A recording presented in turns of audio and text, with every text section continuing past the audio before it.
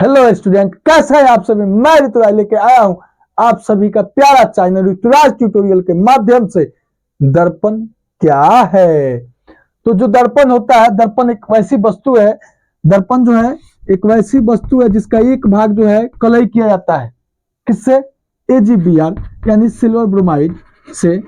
ठीक, कुछ बुक में जो है सिल्वर नाइट्रेट भी ऐसे डाल दिया है, मतलब सिल्वर का कोटेड होता है, जबकि सिल्वर नाइट्रेट का जो होता है मार्कर और सब में परमानेंट मार्कर में यूजिंग किया जाता है। तो सिल्वर ब्रोमाइड से एक भाग क्या होता है, कलई किया गया होता है, और एक भाग जो होता है इसका चिकना चमकीला होता है, जो क्या करता है, प्रकाश के किरण को क्या करता है, अच्छे से लौटा देता है, रिफ्लेक्ट अच्छा से करता है। जो जितना अच्छा रिफ्लेक्ट करेगा वह उतना ही अच्छा दर्पण होगा। तो जो दर्पण होता है, कोई पूछेगा फिर से कि दर्पण क्या है, तो दर्पण का मतलब कि वैसी वस्तु जो प्रकाश के अधिकांश भाग को लौटा दे और उसका दूसरी भाग जो है, एक भाग से प्रकाश के अधिकांश भाग को लौटाए और उसकी दूसरी भाग या दूसरी तल जो है सिल्वर ब्रोमाइड से क्या किया गया हो, कलई किया गया हो। ठीक, सिल्वर से कोटेड किया गया हो। दर्पण जो है उसका मुख्यतः 3 प्रकार है। कौन कौन बाबू? प्लेन मिरर, स्फेरिकल और पैराबोलिक। दर्पण को इंग्लिश में मिरर कहते हैं, यानी कि समतल दर्पण, गोलीय दर्पण और परवलयीय दर्पण। अब हम यहां से पढ़ेंगे कि समतल दर्पण क्या है। अब आइए हम जानेंगे यहां से समतल दर्पण के बारे में। समतल दर्पण क्या होता है? तो सुनिए, जो दर्पण आपसे एग्जाम में पूछेगा वो बस बोलिएगा इतना ही कि वैसा दर्पण जिसका परिवर्तक सतह, जिसका नाम हो वही। जैसे पूछ रहा है कि समतल दर्पण, तो कहना है कि वैसा दर्पण जिसका परिवर्तक सतह क्या हो, समतल हो। गोलीय का पूछेगा तो वैसा दर्पण जिसका परिवर्तक सतह गोलीय हो। परवलयीय का पूछेगा तो वैसा दर्पण जिसका परिवर्तक सतह परवलयीय हो। जिस दर्पण का पूछेगा उसी दर्पण का आप जो है बस कुछ नहीं करना है, बोलना है कि वैसा दर्पण जिसका परिवर्तक सतह जो जिसका पूछा वहां पे नाम रखिए हो, उसे वही दर्पण कहते हैं। समतल पूछा है तो जिस वैसा दर्पण जिसका परिवर्तक सतह समतल हो। गोलीय पूछा तो वैसा दर्पण जिसका परिवर्तक सतह गोलीय हो। परवलयीय पूछ रहा है तो क्या बोलेंगे? बोलेंगे कि वैसा दर्पण जिसका परावर्तक सतह परवलयीय हो। यहाँ पे समतल पूछ रहा है तो वैसा दर्पण जिसका परावर्तक सतह क्या हो, समतल हो, उसे क्या कहेंगे, समतल दर्पण कहते हैं। इसका उपयोग कहाँ है? घर के श्रृंगार में। जो हम लोग अपने घर में घरेलू जो दर्पण यूज होता है, मिरर यूज होता है, उसका नाम क्या होता है, कौन सा मिरर यूज होता है, तो प्लेन मिरर यानी कि समतल दर्पण। और पेरिस्कोप, पेरिस्कोप क्या होता है? तो पेरिस्कोप जो होता है सबमरीन वमरीन में लगाया जाता है। जैसे कि ये देख लीजिए आप यहां से, इसी प्रकार की इसकी बनावट होती है, और एक यहाँ पे मिरर लगा रहता है और एक ऐसे, इसको और मोटा कर दे तो और अच्छा समझ में आता है।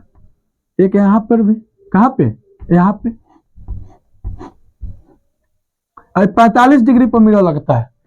क्वेश्चन पूछे, अगर पूछ दे कि जो पेरिस्कोप होता है इसमें कौन सा दर्पण लगाते हैं, तो समतल दर्पण। कितना के कोण पे लगाते हैं, तो 45 डिग्री के कोण पे समतल दर्पण का उपयोग किया जाता है।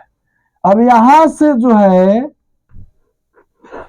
यहां से एक आदमी देखेगा, मानिए कि लुलिया है और गबरुआ को देख रही है, तो देखेगी तो यहां से देखेगी, यहां से मतलब इसका फेस का लाइट आएगा यहाँ पे, यहां से टकरा के जाएगा यहाँ से इसकी आंखों में, और ये भी देखेगा इसको कैसे, तो इसका लाइट यहाँ से यहाँ से इसकी आंखों में।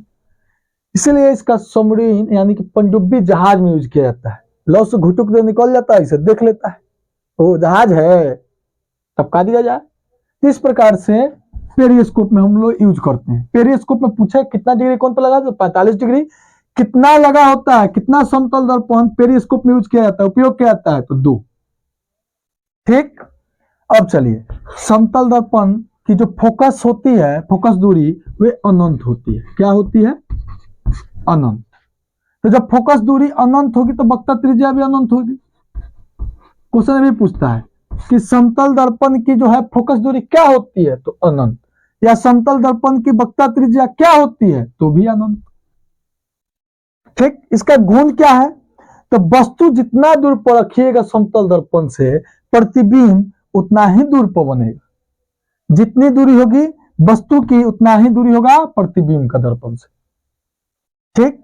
अगर दो गो दर्पण आप ले रहे हैं, दो गो समतल दर्पण, और उसको आप थीटा एंगल पे सेट कर रहे हैं, तो प्रतिबिंब की संख्या क्या होगी?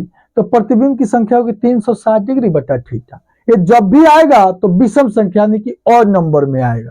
ये जब भी आएगा तो विषम संख्या यानी कि ऑड नंबर में आएगा। ठीक। अब जैसे कि यहाँ पे आप 60 रखिएगा तो 60 से 6 बार में कटेगा, तो यहाँ पे तो इवेन आ गया। सर इवेन आएगा तो क्या करेंगे?